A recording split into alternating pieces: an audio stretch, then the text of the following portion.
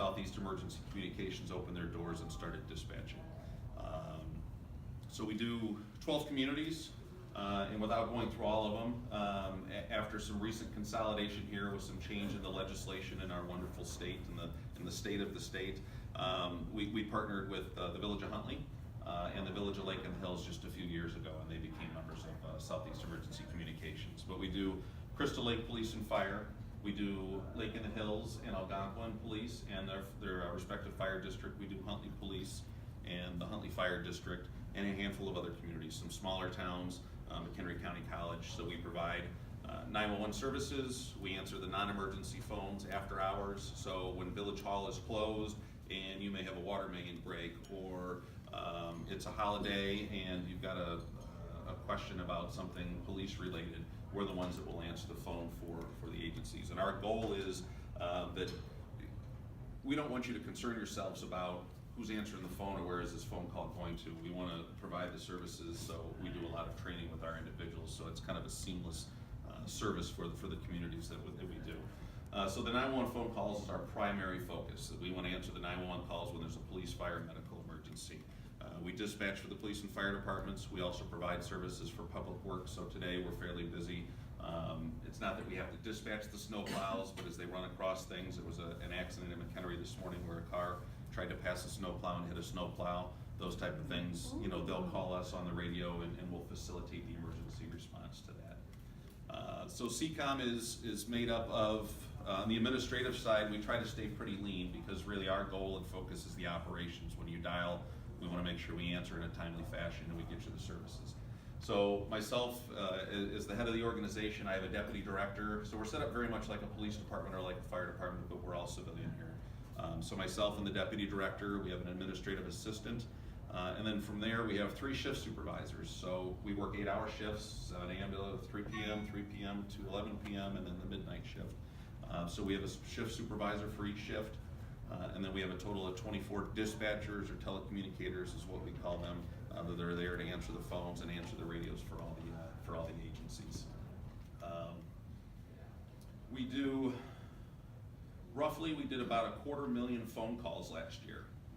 About 40,000 of those were 911 calls, and of those, we're looking at about 75%. So 3 out of every 4 phone calls, 911 phone calls that we answer are coming from cellular phones.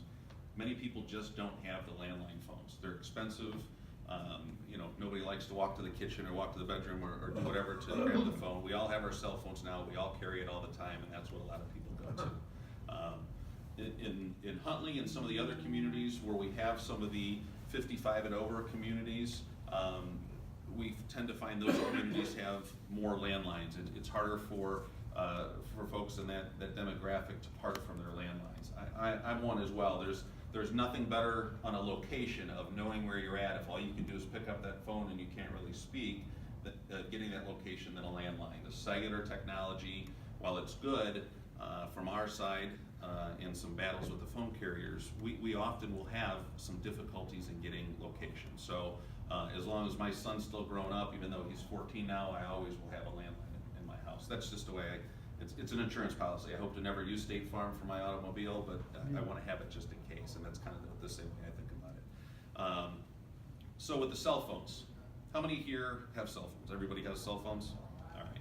So cell phones are based on where you're calling from, and are you outside, are you inside, how good are the towers and the signal strength, what kind of phone do you have, is the operating system updated? All those things impact the location that'll be on that phone when you dial. So when you dial 911, the first thing we get is what tower your phone is hitting off of. So we'll get your name, the name assigned to the phone, we'll get the phone number on the phone, as long as it's an activated cell phone. So if you have old phones and your kids or grandkids play with old phones that aren't activated anymore, but they think it's fun to play with, take them away, throw them away, recycle them, because those will dial 911. It takes us, I mean, we spend hours sometimes trying to track down calls that are kids playing with phones, and it ties up our resources because we cannot call those back. But your other phones, when you dial 911, it goes off of a tower, and from there, it takes us a little bit of time, 15, 20 seconds, but when you're having an emergency, whether you've seen an accident or whether somebody's choking in a restaurant, 15 or 20 seconds is an awful long time. then with the technology on the phone and our equipment, we can what we call rebid, and then it kind of hones it down into an area that may be so many meters, depending on, again, if you were to call from maybe the basement of this location, it might put you in a quarter-mile round circle. Still not bad, but if we're trying to search a quarter-mile, that's a lot that we have to find. And over time, you know, if you're outside or whatever, we can pinpoint you pretty close. There's some new technology coming out in our industry because people are very frustrated at how hard it is, and you often hear, well, Uber can find me and Lyft can find me, why can 911 not find me? And while it's a good argument, it's not quite factual. Those are outside location based, nearest intersection type of scenarios. In a 911, we need a much more defined location. But there is some technology that we've incorporated at SEECOM last year, kind of one of the first in the area. So it's a third-party product that we have. But this company has partnered with a lot of the cell phones. So when the Apple software update, iOS 12, came out last year, it incorporated some better location accuracy for us so that we can pinpoint. And while a lot of people, you know, those maybe that have gone to Xfinity or people that just have not updated their phones, maybe we don't have that, but we've had two very successful first responder contacts with individuals that have called 911, have hung up, or it's been an open line, we haven't been able to talk to them, and we've pinpointed it to a very finite area, and we've been able to send. One of them was a medical emergency, one of them was a pretty significant domestic disturbance. So in those instances where it could take hours for us to track things down or to call the phone company to get some things, with the technology we've put in, we were able to get there very quickly and have a successful outcome. So it's very beneficial. With our staff, it's we train everybody, and I know a lot of people would like to say, well, I'm by the red house on the corner, and why don't you know where I'm at? And 20, 30 years ago, most of your dispatchers or telecommunicators, they came from the community. And you don't often find people that are coming from Huntley or Crystal Lake to be employees of ourselves or the Sheriff's Department. We get people from Elgin, we get people from Chicago that want to come out here and work. We have a very stable work environment, we pay well, and so we attract people from other communities. So how do we resolve that, and how do we help people be a little bit more familiar with the community and do all the training that we need to do, and that's our training program. So our agency is one of a few in the country that has a certified training program, and that training program it's about a 234-page document. We go through it every year and revise it. If we don't have any trainees, we go through it one time a year to make sure that it's up to date. If we have trainees, every time we have a trainee go through the program, we sit down and interview them after it and say, what did we do right and what can we do better? Because there's always something that we can do better. And so it's just a living document that we continue to do. So once we go through an arduous training process, or an arduous hiring process, we have 16 weeks. So our 911 dispatchers train for 16 weeks in fire dispatching and police dispatching and how to answer the phone and what to ask for. And then most importantly right now, emergency medical dispatch, called EMD, because we love our acronyms. We don't like to sound anything out. So probably like so many things. So emergency medical dispatch allows the dispatchers to ask a series of questions that through a national association and through the medical director here at one of the hospitals, we ask a number of questions on the phone to get as much information as we can to provide the responder. And in certain instances, whether it be a childbirth, whether it be a heart attack, whether it be a bee sting in the administration of an EpiPen, and so many other things, we can provide instructions so that you, the caller, or a bystander, could do CPR on an individual. And what we find, especially from medical facilities where you have a nurse or a doctor on the phone, people become very impatient with these questions. And what you need to understand is we have 5 people at least working in our room at any given time. So while you have somebody on the phone that is asking you a lot of questions that at the time when somebody is in a medical distress and you feel that this is just silly, I just want to implore to you that we have other people that are dispatching that call, so the questions that we're asking and the time that we're taking to talk to you or try to walk you through something, that isn't delaying the response of the police or of the firefighters. All that is doing is it's helping us enhance their response so that they have the right equipment and the right personnel. if there's somebody that falls here, police may or may not respond depending on their activity level. So today, with a lot of accidents and cars off the road, most likely if someone were to slip and fall here, you may not see Huntley Police Department respond. However, when we start asking the questions, if we realize that there's a significant injury or maybe the person's in some respiratory distress or a heart attack, the police department's going to respond. Many of them have the AEDs that they can start. They can start CPR and do some things like that. And we also, if nobody, how many here are CPR certified?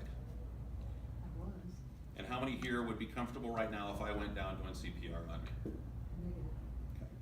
So if you called 911, my staff, just don't tell them it's me, my staff would walk you through how to do CPR. So you don't have to be trained, you don't ever have to have done it before, you just have to be comfortable giving it the old college try and going through it. And that's what our staff will do. Because it changes. When I've taken the classes, each time I've taken it, there's been something a little different. Mm-hmm. And so to have someone walk you through it is important. I mean, I'd start it, but I think it's just because they want you to buy more books or different books or a different card, that type of thing. But that's another presentation. So the questions we ask, it's frustrating. When people call us, it's the worst time in their life. And most people here probably can't say they've called 911 3, 4, 5 times. Maybe once, maybe never, maybe you know somebody that has. So we're getting people on their worst day and their worst moments. And people that maybe even know CPR can't remember it or just kind of freezing, we can provide that direction. So staff goes through initial training that's pretty significant for that. We have a set of cards, flip cards. It's automated into our computer system now. So as we ask the questions they're regimented from medical directors to ask the specific questions. We'll go through that, we'll provide it to the responders. So most police vehicles and most fire vehicles in this area have a computer in their car. So the police officer or the firefighters kind of can see the notes as to what's going on. So as we're asking the questions, we're answering yes or no to the questions. That information is bouncing out to those cars and those fire apparatus. So the partners are looking at it, reading it, they know exactly what to grab out and come in and do. It's pretty neat how the system works. Two specialized things that we also do with our staff is for public works. So Illinois, while Illinois in this country is not known for a lot of good things, we are known for some pretty great things in the public safety world, especially when it comes to mutual aid. As taxes are high and as budgets are trim, we don't necessarily have all the police officers or firefighters or even dispatchers that we need. Because that one time we have a tornado or a straight line wind like we had earlier, last year, we have a vast need for responders. But how do you justify having all these extra people there and on the books for an incident that may happen once every couple years? So we have mutual aid, whether it be a SWAT incident like we had on Friday night in Lake in the Hills, whether it be a significant structure fire in any of our communities or a public works disaster. Illinois is really known for their mutual aid. So at SEECOM, for McHenry County, we are the fire department's mutual aid system, which is called MAVIS, another acronym. We are the divisional dispatch center for it. So whether it be a fire in McHenry, whether it be a fire in Huntley or over in Algonquin, if it gets to the point where that community is not going to handle it with their own apparatus, then they'll elevate it, start to go to box alarms is what we call it.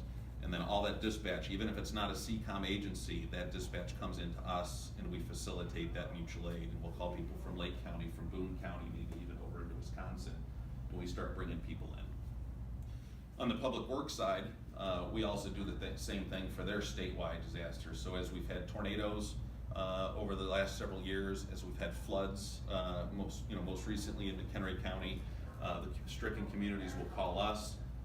And we will facilitate public works responses, whether it be sandbags, as Huntley was struck last year with the straight line winds. We coordinated numerous public works around with chippers and trucks and backhoes or different things like that to help the community get that out. So that's other things that we do just besides the 911. So I just want to leave you with one other thing, and I'm happy to take some questions. It's why do you do it? We sit in a room. We lease space from the city of Crystal Lake. It's a very nice facility that we have in the basement of their municipal complex. but we're in a room without windows. We answer 250,000 phone calls a year with people that are most likely having the worst day in their life. We don't often know when somebody goes to the hospital or somebody goes to jail what happens. It's a different breed that works in the 911 world, but why do we do it? I was at a meeting a few years ago when I first started out here in McHenry County at another agency downstate, and they had something called the Wall of Life. And I was intrigued by it, and I asked some questions to the director there, and I brought the concept back, and we wrote a policy on it. And basically, we've created a Wall of Life. It's this huge display board that's on the wall. We have glass walls to our center. In the hallway where all people will come in, we have this huge display board, and it's called the Wall of Life. And any of our employees that provide CPR instructions, if somebody is choking and has a full airway obstruction, and a childbirth, if we have any of those instances, so if somebody's got a heart attack and they're clinically dead here, and we provide the CPR instructions, we get the responders there, and there's a successful save, and that individual walks out of the hospital, we go to our board with the resolution. We reward that telecommunicator. I mean, really, at the end of the day, that's our job. That's what we're here for. But you know what? Sometimes, especially as things change with the different generations, sometimes you need to recognize that, especially with all the other things we deal with. So we have 14, I believe, right now. So I started this program in 2016. We have 14 employees that we're aware of that have successfully impacted somebody's life where they were most likely clinically deceased and have successfully walked out of a hospital. So in just 3.5 years, there's 14 people from the service area that we take care of that should not be here, but because of our help, the police officers' help, the firefighters' help, you, whoever's calling 911, because of all of that successful teamwork has saved 14 people. So for the 27 years that I've been doing this, even if it was just one, worth every hour that I put in and my staff puts in, and that's what I'm